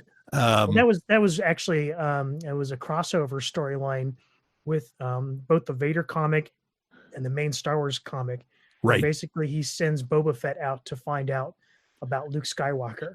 Yeah. And he finds out he has a son, and he finds out the Emperor lied to him. And you have that, great, one of the best panels from the Star Wars comic that I can think of, where Vader's standing in front of that, huge window, and it's cracking as he's like, seething in force rage, and he's like, I have a son. Yeah, that was awesome. I'll never forget that panel where you just see that little crack in the window. Yeah. Like, oh shit. Yeah, you could, I mean, you can just feel the pathos rolling off the page. Yeah. So man, and so this, this definitely plays on that. And I thought, I thought it was amazing. Like, I mean, and you get that feel of Vader going all Rogue One, like, the classic ending scene of Rogue One, which is easily the best part of that movie, in my opinion, where, Vader just unleashes himself on these rebels. But he is, in this sense, unleashing himself on the Imperial Guard, on clone troopers, or, stormtroopers at the time, and on the Emperor himself. And I mean, he is just snapping, and it is so epic to watch. And it really brought to mind for me, like, why don't we haven't really gotten like any great Force moments outside, I think, of Return of the Jedi, when the Emperor finally does use Force lightning. Like, that was the only shocking thing. I don't recall any like really shocking like Force powers getting used, like something, and I don't mean shocking as a pun, but we don't really get any like really, I don't know. There was so much like epic shit done of use of Force powers within like the first 5 minutes of this, that I don't understand why we're not getting these in the bigger movies. I mean, it was amazing. I mean, honestly, the only thing that I can think that even comes close, and it doesn't even really compare, was in Force Awakens, when Kylo Ren stops that blaster bolt. Yeah, so And that then was Vader does the same thing in this, and he like turns it up to 11. yeah, yeah, because he's like stopping like these like rotating, almost like machine gun blasters. Yeah, Uh, like Gatling yeah, guns. yeah, which was awesome. Yeah, no, I agree with you about the Kylo Ren thing. You're right. That was pretty awesome when we saw that, but it was like the only thing that we got, and that wasn't during a lightsaber battle. Um, yeah, man, that was so well done. Uh, oh fuck, there's so much to say about this. People need to watch this. I mean, we're going to talk more about it.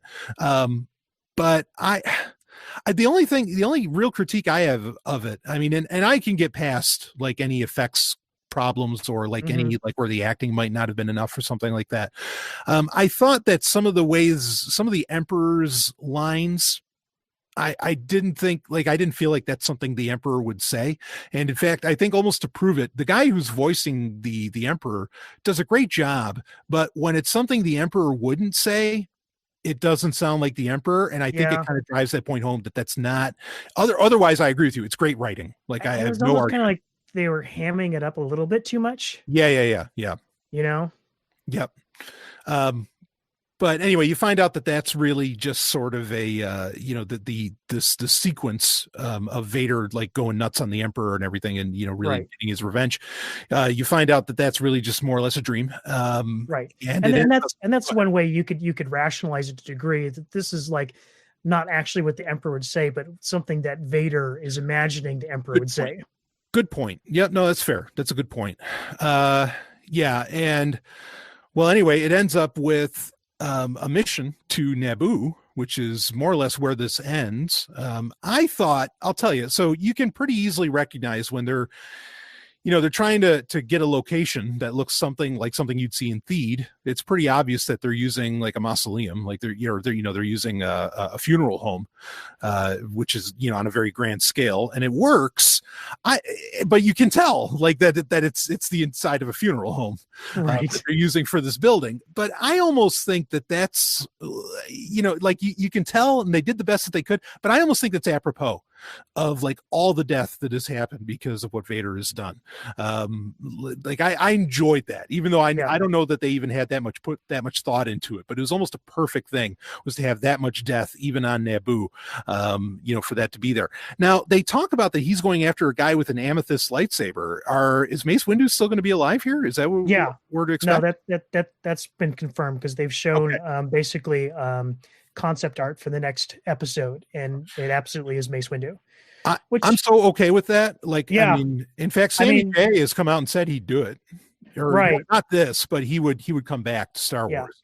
I'm not a big fan of actually bringing back Mace Windu in the canon Star Wars universe, but I can definitely enjoy this being sort of like a sort of alternate universe sort of vision of the Star Wars universe. I mean, this really works for me. This is the place where you can like really explore some of these, I think, more fanciful theories that these Star Wars theorists come up with, is in fan films. And I think it works. I don't have a problem with them getting a little wild with the Star Wars universe.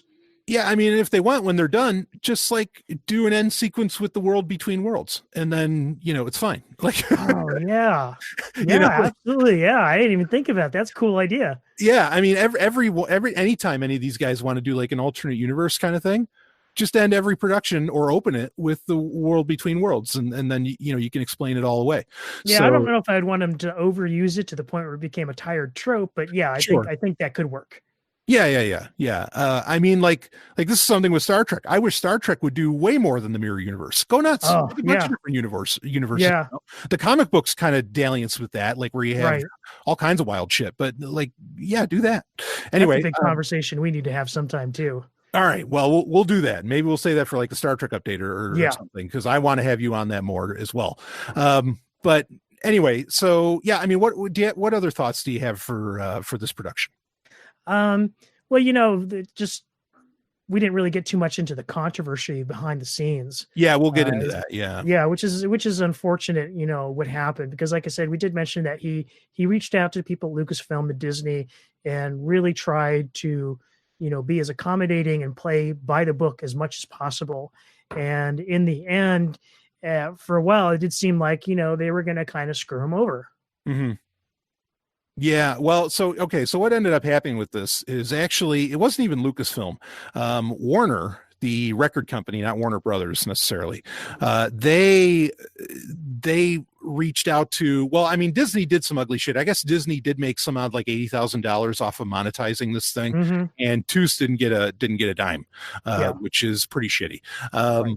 But Warner, But he knew that going into it, that he wasn't going to make any money off this, and he was doing it purely as a passion project. In sure, fact, sure, he did put out a video about what happened, right, and when you go to his channel and check out the link this month, go and watch some of the follow up videos he had, because it really does kind of go really into depth as to what happened, and yeah, it's from what I understand is that Disney made the Warner made the copyright claim on it.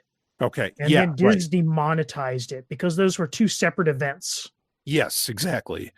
Yeah, and so Warner says like, oh, they pretty much start suing him, saying, or start the legal process, saying, Mm-hmm. hey, you're using music that sounds like Star Wars music. It's too close, like the Imperial March is too close, and you can hear it when you watch the film. Like they just stop short of hitting like the final three notes, say, of Right. any theme, which is very clever of them. I mean, not new, but it's very clever of them. And Warner said, yeah, you're just way too close to the mark. Now, impressively, Disney responds in George Lucas fashion, in my opinion, and said, Warner, back the fuck off, because, That was actually Lucasfilm, not Disney. or sorry, yeah, Lucasfilm specifically. Yeah. Mm-hmm. And saying, back off, because we let this shit ride.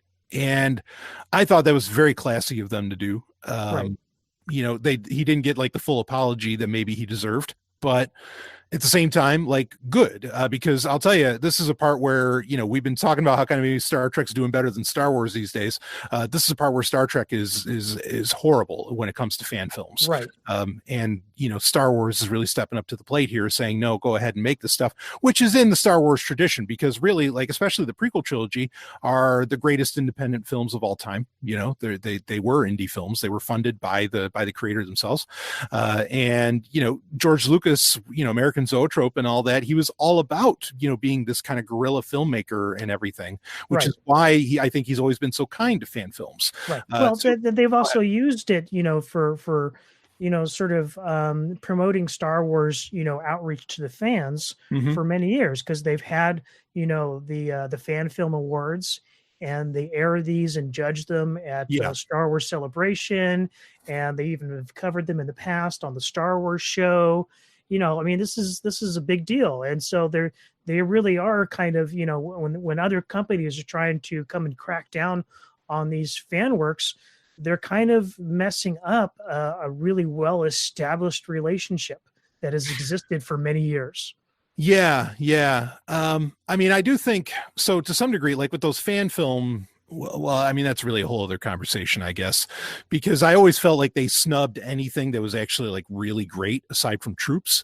It seemed like the only fan films they wanted to award were ones that were openly ridiculous, Right. or comedic. They'd never give Broken Allegiance a reward or an award. And I always thought that they were afraid of that because they were doing Star Wars better than George Lucas was at the time.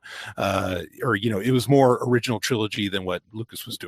Yeah, I don't know. I mean, that could be the case. I always viewed it as a sort of thing is that the fan films like that really kind of garner a lot of attention on their own. They don't need a push from Lucasfilm. That's a good So point. they're really trying to highlight sort of like the lesser recognized ones and kind of give them a shot, which I think is fair. Yeah, no, that's a good point. I did, maybe a little both, but or maybe you're right on. But I think that's a fair point. I hadn't thought about that. But I mean, I hope he makes an episode 2 of this. Well, it sounds like he is. He's moving forward on it. Yeah, I mean, when you make this, go ahead. The biggest change he's talking about making is obviously composing less derivative music. Yeah, yeah, which can still work. Broken Allegiance, which I know I keep bringing that up, but like I consider it the gold standard of fan films. They, they hired, they did completely original music, even for the opening titles and everything, and it worked and it was beautiful. Right. So there's no reason you can't do that and still have it like deliver the punch, the emotional punch that you need. In fact, Vader was even in that one. And yeah, and I can't get over the emotional punches in this movie. I mean, they were they were just on. Like, there's a point, again, spoiler alert, folks, but there's a point where like Vader is hugging Padme, and goddamn, I was like, I mean, it looks like look wise, it doesn't seem to really fit, but you feel the emotion behind it. And I thought, that's why I keep saying the best thing I can say about this is this has so much heart compared to anything that certainly Disney has done, and maybe compared to a lot of what old Lucasfilm did, with one exception, I would say. And I think there's shades of this in this fan film, and that being Twilight of the Apprentice from the season 2 ender of Rebels. Oh no, you're right. Yes. Okay. So Rebels has certainly had some tear-jerking moments. Yeah. And actually Clone Wars has had a lot of heart in it too. So anything outside of Dave Filoni. Who is the heir to the Empire as far as I'm concerned? Because like the death of Satine, like there's there are a lot of heart-wrenching moments in Clone Wars and Rebels. So I mean, it's certainly like why I didn't even think of that. That's terrible, because fuck, I mean, like the moment with Kanan dying, holy shit, right. Right. I mean, but like I was saying with Twilight of the Apprentice, you kind of you got that blurring of the lines, I think, for the first time in the entire Star Wars saga, where you saw both shades of Anakin and Darth Vader, and that was the first time for me where I was able to reconcile that they were the same person. Yeah. Sure. No, you're right. And that's huge. Like that really needed to happen to bring the prequel and original trilogy together. Right.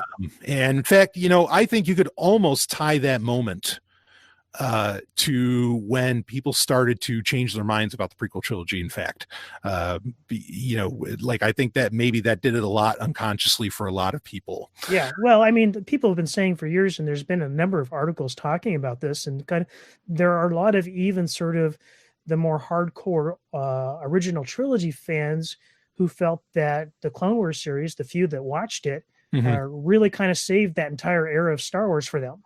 Yeah, I agree with that. Even though I did like the prequels anyway, I can totally see that, and I would agree with it too. Like Clone Wars is, that's Anakin Skywalker there. Right. Matt Lanter, I mean, it was all him. So, anyway, anything else you want to add in about the actual like production itself? I mean, good on Lucasfilm for clearing this whole matter up. Right. But and again, I thought it was awesome. I really liked it. Yeah, I did too. It was just, and I think here again, just one of the kind of few fan productions that really kind of pushed the story. Yeah. I know. Right. And it could fit.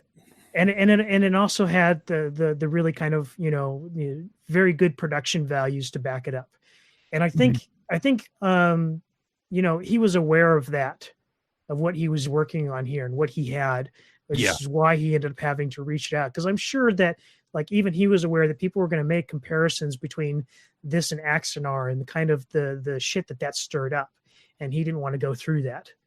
So good on him for kind of extending that olive branch to Disney and Lucasfilm first. Yeah, no, agreed. He did play that ball. I was, again, I hope to see an episode 2, because I thought this was just it was so brilliantly done. And I mean, just to give it, maybe the biggest compliment I can give any Star Wars fan film, I have a folder that's called Star Wars Complete on a very special hard drive, and I don't add many fan films to that, and this one was added to that collection. So nice. Like that's if I want to hold on to it, that means I'm going to watch it again, and that's hard in and of itself. So I think there might only be like 5 or 6 now in there, and this being like maybe the 6th one.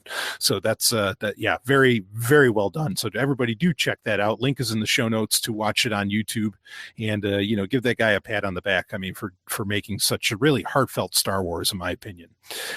All right. Well, shall we go into our question of the month? We shall. All right, let's do this. And this is really putting an end to a series. Well, I don't actually, I can think of a couple other questions that'll go in this series and maybe we'll keep on it. But in the past couple months, we asked the question, what was the best character in the prequel trilogy? Rob had a great call on Qui-Gon Jinn. And we also last month asked who was the best character in the sequel trilogy, which turned into really a big conversation of there isn't one. Which, I mean, granted, we haven't seen episode 9 yet, but still, like, there should have been a great character by now. And that was a huge deal. But now, I mean, and I had planned that we would eventually ask this question, and that was, who is the best character of the original trilogy? And this is, I think, a far more loaded question in that it has a lot of options, because so much, especially, and I know, Rob, you're a huge fan of what West End Games did with the RPG, with Star Wars RPG and so on in the late 80s and 90s. You know, like there are so many characters that really do have a life in fans' minds that have been going on for 20, 30 years, and if not longer. And so, you know, there's a lot to choose from here in comparison even to the prequel trilogy, in my opinion. So for that reason, I think we should confine it to just the original trilogy movies. In the movies themselves. Yes. Absolutely. Yeah. I think in the future point, maybe we could do, I think it would be very apropos to do a expanded universe question along these lines. Yeah. So, in fact, I bet I could already guess your favorite for the EU. I'm going to say guess yours too. I know you can guess one. But I'm guessing yours begins with a K and the last name ends with an N. I don't know. But anyway, so and mine's easy. But best character of the original trilogy. We'll get into best characters and other aspects too as well. I think a video game question would be an interesting one. And I try not to pick Mark Steele, but anyway, but best character of the original trilogy. I guess I'll let you go first, Robin. I mean, what do you got? This is hard. I mean, honestly, this is a lot harder than picking the one for the sequel trilogy. No, because this is hard for the opposite reason. There's so many to choose from, as to where before we had nobody. And even narrowing it down to just the movies, it's still really hard. Yeah. I mean, you could say Knee and Numb. That's okay, you know. I you know, and just because we were talking about it in the last segment, I'm really tempted to say Vader. Sure, I really am. You know, I mean, but in the end, I do think I have to go with Luke Skywalker. I mean, maybe that's an easy choice, but we'll make the case. I just was so, you know, I identified and was so invested in the character as a child, you know, that so many of my early memories kind of like surround wanting to be Luke Skywalker. Absolutely. I can't. I really like he like just I have to give it to Luke, and I don't even know that I have to explain why. Do you want me to like get more into it? Well, or I mean, I can say, like, in my mind, he owns the best moment in Star Wars history, which is in Return of the Jedi when he tosses his lightsaber. I was thinking and he does it with conviction, not as a cheap joke by a hat director. You know, and he says, you know, I'm a Jedi like my father before me. I mean, that is such a badass, you know, moment. Like, fuck yes. And that was the Return of the Jedi, in my opinion. I mean, that was the fulfillment of that title. Yep, absolutely. And it's a real, especially, you know, that scene has so much more meaning after what happens with Barriss Offee, you know, where like the idea of the Jedi being warriors was them falling to the dark side. And for Luke to just say like, no, fuck it. And he tosses his lightsaber and he's like, I'm not going to do this. It was like Barriss Offee was right, you know, and it's a great moment. So anyway, continue. I don't know if I can follow that up, because I mean, it really just kind of sums it up. I mean, like that's the, you know, I told you my earlier kind of, you know, like idolization of the character when I was a kid. Yeah. Which I mean we all idolize, you know, fantasy characters when we're a kid, and that's just kind of a natural thing. but like even moving forward as an adult, kind of reading deeper into these sort of things like we were just talking about, really kind of deepens that relationship you have with the character and builds upon it and brings more meaning to it. Yeah. Yeah, absolutely. So no, I think it's a totally great pick. It easily would be in my top 3, Luke Skywalker. I'm going to go, if you're, are you all set on that? Yeah, go ahead. Okay. So I'll go with kind of an odder pick that I don't think a whole lot of people would pick, but I'll make the case for it and it won't take long. But I'm actually going to say, I think, I mean, my favorite Star Wars character overall is a very different answer, but as far as for the original trilogy, I'm going to give it to Lando Calrissian, and I'll tell you why. Like, first off, it was great to finally have a black guy on the fucking screen in Star Wars compared to, I mean, I guess, do we have any in A New Hope originally? No, I don't think so. Yeah, I don't think we did. What's in that? fact, we were going to. In fact, originally, Lucas had pitched the idea of the entire main cast of the Rebels all being African Americans. Yeah, that would have been great. That's another thing a lot of people don't know when people bring up these claims of Lucas being a racist and whatnot is complete bullshit. Yeah. No, I agree with that completely. You could just watch THX 1138 and how progressive Lucas's mindset is. Right. That's so far from the truth. It's yeah. But anyway, I mean, there's that, but that's not even the main point here. I don't think until, I mean, you get like Obi-Wan kind of talks about, the history of what's happened in the galaxy up until the point of A New Hope. But I don't really feel like you get a real sense of a lot of shit happening in the galaxy, the scope of the galaxy, people existing outside of the Empire Rebellion paradigm. And I just feel like Lando brings it, even in Return of the Jedi, when he didn't have like the biggest role as he did, say, in Empire Strikes Back. You get a real sense of history. Like a lot of shit has happened because just the conversations he has with Han, I mean, the simple line is, I guess somebody told him about my maneuver at the Battle of Tanab. Like you want to know, like you're dying. Right. Well, what the fuck was that? And you almost never get that with any other character except for maybe Obi-Wan. You could bring up a good point with kind of showing aspects outside of the Empire Rebellion dichotomy. I mean, this is the first time we get to see sort of like the more cosmopolitan sort of aspect of the Star Wars universe. Yeah, and also I think he makes it sexy. He absolutely made Star Wars sexy, and it needed that bad because A New Hope. I mean, I know I'm kind of rare. I know I'm not the only one. I can mention at least one other person that anybody listening to this probably knows his name, but I'm not the only one that has issues with A New Hope. But Lando totally took those movies out of kid fare. He made sure that this wasn't kid stuff anymore. Right. And he made it very, very sexy. And I love the fact that he was, very romantic, properly romantic, I think, with Leia as compared to Han, which we were talking about earlier, which is kind of a lot of dick moves, frankly. And I mean, he just delivered so much. He made the Star Wars galaxy so much bigger, time-wise, scale-wise, go down the list. And I don't think people really necessarily respect that. And something else that really brought it up for me, and I'm going a little bit outside of the movies with this, but I forgot that he was such a big part of Jedi Outcast. And he was great in it. And also, we were talking earlier about EA, and the best part of that single player. I was just thinking that just now. Yeah. Literally, I was like, the most enjoyable part of that game of Battlefront was that, Battlefront 2 was when you're playing that mission on Sullust, infiltrating that Imperial factory with, what was the other characters near? I think it was like Griv or something like that. Yeah. The banter between them two was just, I mean, it was knee slapping hilarious. It was great. Loud. Yeah, and it's like, so as soon as Lando shows up, fuck, it's Star Wars, and I mean, not that you didn't necessarily get the feel before with TIE fighters being in it, but you really felt it then, and like, oh no, this is great. This was, I mean, it was definitely the best part of it.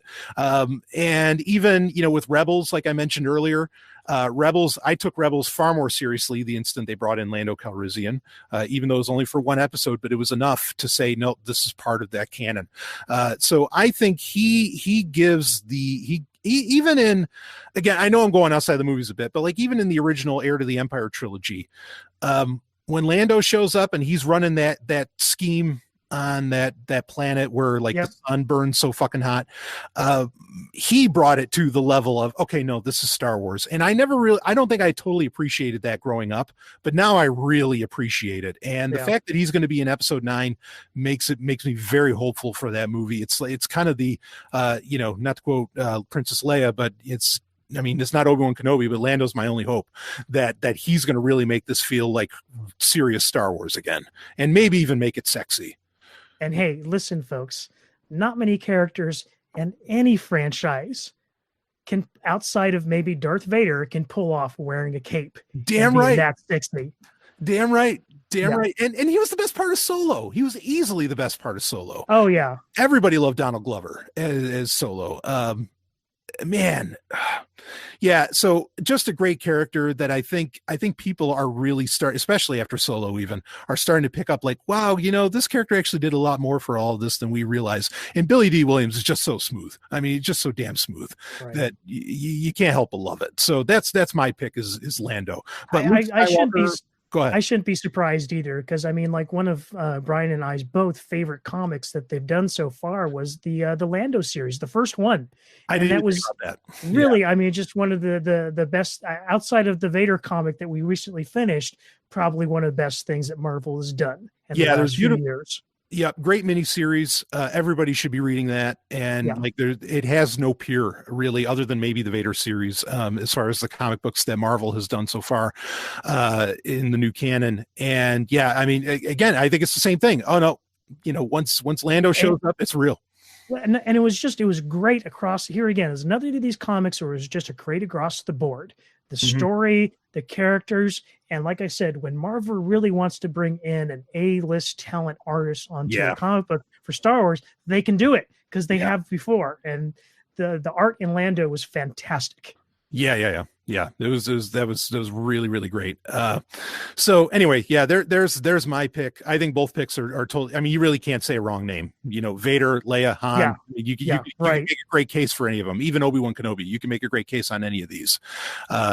So, and hell, even if you want to do Greedo, I mean, shit, why not? Yoda. Go ahead. And Yoda. Yeah. Yoda. Really, I mean, that's where we fell in love with the character. Certainly we got things that we had never seen before in the prequel trilogy, and he had a lot more screen time than in the prequel trilogy, but we all fell in love with the Empire Yoda. Yeah, absolutely. I mean, in his death in Return of the Jedi, totally poignant. I mean, just, it's right there.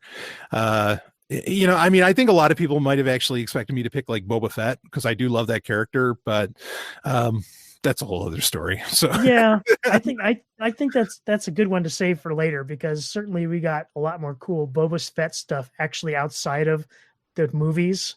Yeah. Later on. Yeah. We did get in Return of the Jedi and Empire Strikes Back. So yeah, exactly. Boba Fett becomes cool when you get to read Twin Engines of Destruction. Right. And so yeah, anyway. But anyway, yeah, great pick with Luke Skywalker. I could have just as easily said that as well, for so many reasons. And I mean, just again, the guy owns the best moments, in my opinion, of Star Wars overall. So yeah, all right. Well, I think that about does it for the Star Wars update. I do have one other thing I want to talk about. Is there anything else you want to add on that, Rob? No, I don't think so. Cool. So I guess this is a pretty exciting announcement. I'm not going to give too many details on the matter, but Rob and I have talked about this, and I'll let the patrons know. I think this content is, I think it's too hot for staying behind a paywall. And I think, this show is, and I listen to other Star Wars podcasts, and I don't think they deliver most of them don't even talk about the comic books. I don't think they deliver what the magic I think that Rob and I do, and other patrons have told us as much. So I think that it'd be a great thing to have the Star Wars update, and I think we're going to end up renaming it. I won't say any more than that, but we're going to take it public. We're going to take this right out there and make it available for everybody in the Sovereign Tech feed to be able to enjoy. I think it's a show that's that damn good. I think it's conversations that need to be out there and that maybe are available for even Lucasfilms people's ears to eventually catch. Who knows? So I think it's a very exciting prospect. It's something we debated over, but I think it needs to be, and I think it's going to bring a lot of more people into sovereign tech proper as well, which, I mean, what a better world maybe things could be. Not that I want to pat myself on the back or anything. If people would listen to that more. So anyway, I mean, Rob, I know you're excited about this as well, to give me some thoughts. Yeah, absolutely. And hey, when we do go public with it, you guys could do us a really huge favor and just kind of, share it around. Maybe this could be their gateway drug to the rest of the sovereign universe, as it were. Yeah. And, like you've got Star Wars fans, kind of glue them into, this is, I like to think that what Brian and I here do is a little bit different than your run of the mill Star Wars podcast, which there are plenty of. Yep. Yeah, no, I think we get sweatier than any of those shows. And I think we genuinely have a much deeper knowledge and experience than a lot of those other shows do. In fact, I mean, again, I don't mean to brag, but like seriously, by leaps and bounds, I know I listen to them. Right. Exactly. That was kind of like the big thing with me, in recent years. It's just like I would listen to some of these other Star Wars podcasts, and they would say stuff and they would get it totally wrong. And I'm like, how, like, I can understand, the occasional slip up, but some of these people are just like constantly just like getting it wrong. Like, you don't know what you're talking about. I mean, and I'm sure that they're genuine Star Wars fans, but they just don't have the background and the knowledge that you really need to talk about Star Wars in a serious way that Brian and I do. Yeah. So I think this is something that just needs to be out there to the world. So I mean, it was within the, as far as on Patreon, it was within like just in the dollar level. So, I think people get plenty of value out of what I release anyway. So I don't think it's going to hurt anybody's, feelings on this to have it go out. But I've talked about with other shows having them, what if they spin out of, the paywall, and most people seem supportive. So this is just, really an executive decision of the Sovereign Tech team here. And we're like, yeah, let's take this out there. Let's take it on the road. And I think it's going to be, I hope it brings people into sovereign tech, but also, let's do some justice to Star Wars because yes, don't fucking get it. And you have such a deep knowledge. You have such great background with Star Wars, and especially in certain areas that I don't even. I'm the nutty guy that has to buy every Star Wars book and listens to every book, no matter how painful it is to my ears. Okay, like, I mean, Brian is doing us all a great service by taking one for the team on this one, because he's read some real stinkers. And I've got some others that I'm going to review next month too. So I mean, they're bad. Like these like kids kind of Han Solo books. Holy shit. Anyway, but yeah. So, but that's the thing is like, even if it's bad, we should have people out there telling us about these things that they're bad, and no one's a lot of the big shows, none of them bother to talk about it, and you certainly don't get comic book reviews. It's so disappointing. So I think this is something that's needed for the Star Wars space, and it's something that's going to be great for the Sovereign Universe proper overall. So very excited about it, and Robin and I will be continuing to do it. I don't know if we'll have any guests on beyond that. We'll see what the future holds. I mean, so it'll come back next month. I plan on it switching to being public, so it'll have a new name. And I don't know if I'm going to release all the previous Star Wars update episodes to the public, but we'll decide on a lot of that stuff a little later on. But you get this every month on time. Robin and I are always here to deliver it for you, so it's going to be in the Sovereign Tech feed, and I couldn't be happier. So anyway, Robin, anything else you want to add on that? Nope. Rock on. I'm just looking forward to this going out to the world, and like you said, I think the Star Wars world needs something like the dialogue that we're bringing to it. So I agree. We're ready to rock it. Yeah, hell yeah. Yeah, it really does need us. So we're going to make that happen. Anyway, Robin, once again, one of my favorite times of the month. I love getting to, connect with you and do this show. Another one in the can. So thanks, man. Thank you. Yeah, I always love getting sweaty with you. Absolutely. So we will see all of you on the other side.